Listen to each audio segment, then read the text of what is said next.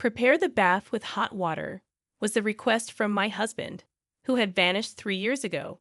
When he unexpectedly called me for the first time in ages, he had left me abruptly, leaving behind divorce papers, and eloped with his mistress. The pain I felt that day 3 years ago was immeasurable. I couldn't fathom the audacity of his call now, but I've changed since then. I understand, I replied calmly, suppressing my anger as I hung up the phone. I couldn't help but wonder what my husband would be like when he returned home. I hoped he would feel the same pain I did back then. Suck it up, I thought to myself. My name is Mary, 30 years old with an office job. I met my husband Dean through a social networking site. It all began when I discovered Dean was organizing a meetup for fans of my favorite band. Being unfamiliar with anyone who shared my passion for this less-known band, I reached out to him. The meetup venue was conveniently close to my house, so I impulsively messaged Dean. He responded politely, providing directions. Dean, as the moderator, ensured the event was lively, making me feel at ease amidst strangers. Though nervous, Dean's presence made the meetup enjoyable. We clicked instantly, realizing we shared similar tastes not only in music, but also in other aspects. Our conversation flowed effortlessly, and I found myself drawn to him. After parting ways with others, Dean and I continued talking as we traveled on the same train. We discovered numerous commonalities, and I felt a burgeoning affection for him. Agreeing to meet again, I left the train, eagerly anticipating our next encounter. Our messages grew frequent, and a month later, at a concert, Dean confessed his feelings. I blushed with surprise and joy, thinking my affection for him had been one-sided. Every day since then, being with Dean has brought me nothing but happiness. Dean is an incredibly considerate person, always careful not to say anything hurtful.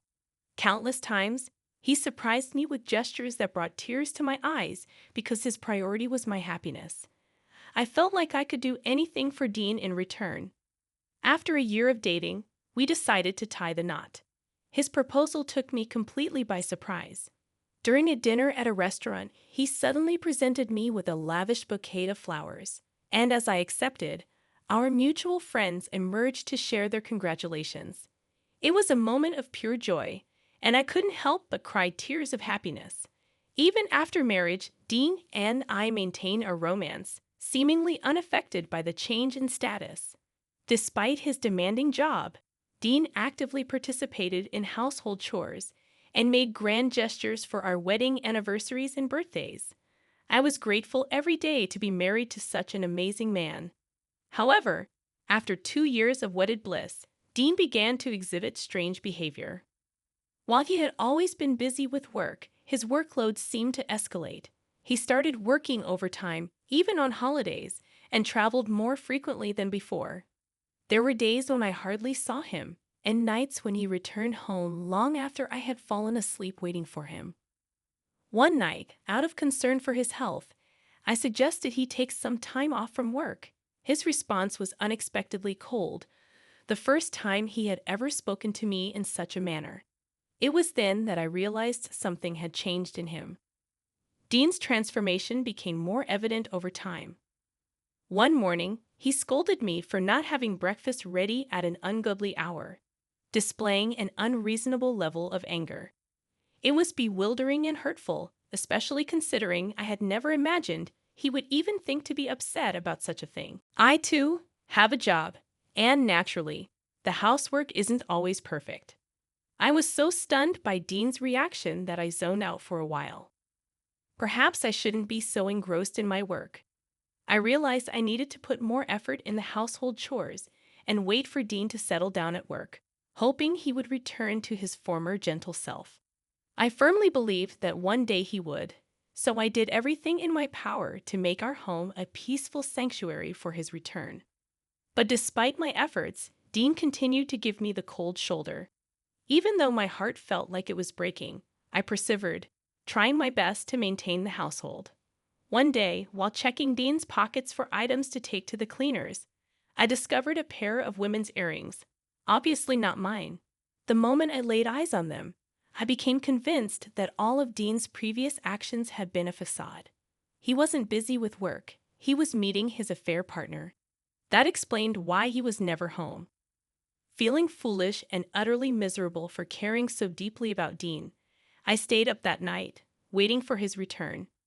When he finally arrived in the morning, I confronted him about the earrings. "Whose earrings are these?" "They were in your suit pocket."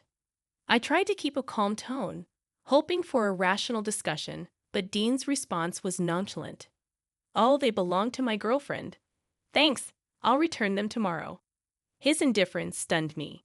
There was no hint of remorse or panic, as if having an affair was normal. Unable to contain my emotions, I accused him sharply. "You're not even going to apologize, or acknowledge that you're doing something wrong? We're married, aren't we?" Dean's retort was swift and cunning. "Shut up. You're the cause of this mess." As he stormed towards the bathroom, I realized I hadn't heated the water in the tub, a detail no wife would prioritize during such a confrontation. But Dean's accusation echoed in my mind. "Why haven't you heated up the water? Can't you even do that?" I was at a loss. He showed no intention of discussing or ending the affair. There were so many words I wanted to say, but they seemed futile. Unable to muster a response, all I could do was cry. In silence, I retreated to the bedroom, tears streaming down my face. Morning came, and Dean was nowhere to be found. Had he left in anger? Stunned, I returned to the living room, where I discovered something shocking on the table. There it was, a divorce document signed by Dean, accompanied by a short letter that simply read, "Goodbye. Sign these and send them out." I frantically tried to reach Dean, but he refused to answer my calls, leaving me unable to contact him. Could a couple really end things so abruptly? Was it fair for me to place blame on him that day? I took time off work and reached out to my in-laws, but even they couldn't get through to Dean. None of our mutual friends had any luck reaching him either. To my surprise, I discovered that he had resigned from his job 2 weeks prior. In hindsight, it seemed too coincidental for divorce papers to be prepared in the dead of night. This had been planned. Life after that became a blur. I no longer found solace in the songs of my favorite band, and work became an impossibility as I took a leave of absence. Emotional wounds festered, imprisoning me within the confines of my own home for months. Concerned for my well-being, my mother came to stay with me for a while. 3 years passed before I could even fathom returning to a semblance of normalcy. Perhaps, just maybe, I could begin moving forward again. And then, as I was beginning to entertain this notion, the phone rang one evening while I was cooking dinner at home. An unknown number flashed on the screen, filling me with apprehension as I answered. To my disbelief, it was Dean's voice on the other end, a voice I never expected to hear again. My heart raced with shock. And there he was, on the phone, uttering those words. "I'll be back tomorrow.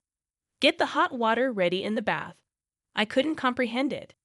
Had he forgotten everything that happened 3 years ago? How could he return and face me after all this time? The confusion and hurt swirled inside me, but instead of voicing my myriad of thoughts, I simply replied, "I understand," before hanging up the phone. The following day, Dean called again, his voice laden with fury. "What happened to our house? It's still our house, right? Explain this to me," he demanded. But I was bewildered. "Our house? That's my house," I retorted. Dean's anger flared even more. "You forgot to boil the water in the bath too?" he accused, unleashing his frustration on me. "You're not my husband anymore, Dean," I asserted firmly, feeling the weight of those words. Turning around, Dean caught sight of me, my in-laws, and my lawyer. Panic flickered across his face as he lost his grip on the phone. "Why are Mom and Dad here?" he stammered, attempting to flee, but my in-laws and the lawyer closed in around him, leading him towards the lawyer's office. Ignoring his protests, we made our way to the office, where Dean was seated. "Here are the documents regarding alimony," the lawyer stated matter-of-factly, despite Dean's protests about not having the money. In a fit of rage, Dean tore up the papers, but the lawyer produced more copies, prepared for such defiance. You should pay alimony to Mary for cheating on her and causing her emotional distress, the lawyer asserted sternly, fixing Dean with a cold glare. Dean attempted to deflect. Let's just move on with our lives. What about the house? But the lawyer remained resolute. Mary's heartbreak cannot be mended with money, but it's the least you can do. Dean's attention shifted to me and my in-laws. The house is mine. Have you forgotten everything after 3 years? I don't want the house we shared anymore, he declared bitterly. So, I made the decision to tear it down and turn it into a parking lot, Dean declared, referring to the house where we once lived together. Originally, the property belonged to my parents, who had passed it down to Dean and me, though it was in my name. You got it from your parents, so it should be in your name, Dean stated, conveniently forgetting that detail. But I wasn't about to let him off the hook. I don't remember you having any ownership claim, I shot back, refusing to be swayed by his demands. Dean persisted. If you're going to turn it into a parking lot, you better split some of that revenue with me, right? I couldn't help but scoff at his audacity. How long are you going to keep up this charade? What you did is unforgivable, I retorted, my patience wearing thin. You're 30 years old and still don't realize it. You're a good-for-nothing, I added, feeling a surge of anger and frustration. My father-in-law intervened, delivering a verdict on Dean's behalf. You're right. The only thing left for you to do is pay alimony and disappear from our lives, he declared, his tone unwavering. As I watched Dean's crestfallen expression, I couldn't help but feel a pang of satisfaction. There's no way we're starting over, I asserted firmly. You served me those divorce papers, remember? Besides, I'm already remarried, I declared, introducing my lawyer and now husband Jude. Dean was visibly shaken by the revelation, his demeanor shifting from defiance to despair. Don't say that, Mary. I'm sorry, let's start over, he pleaded, his voice tinged with desperation. But I stood my ground. It's too late for that, I replied, my resolve unwavering. Just sign the papers and leave. With a defeated sigh, Dean begrudgingly complied, signing the documents as instructed. Can we please just split it up? He pleaded, his voice strained with desperation. But my father-in-law remained resolute. No one is doing you any favors. Make sure you pay her on time, he admonished sternly. With that, Dean hastily gathered his belongings and fled from the office, leaving behind a palpable sense of relief in his wake. My in-laws apologized profusely for his behavior, and Jude assured me that he would ensure Dean paid his alimony promptly. True to his word, Jude navigated the legal process with finesse, ensuring Dean paid a lump sum as alimony. According to Jude, Dean had no savings and was scraping by with a day job.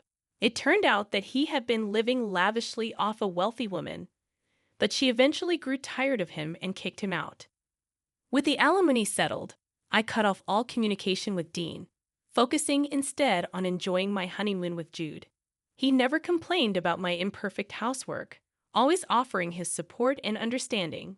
Together, we found joy in the simple pleasures of life, and for the first time in a long while, I felt truly content. As we embark on this new chapter together, I find solace in the fact that I am no longer bound by the chains of the past.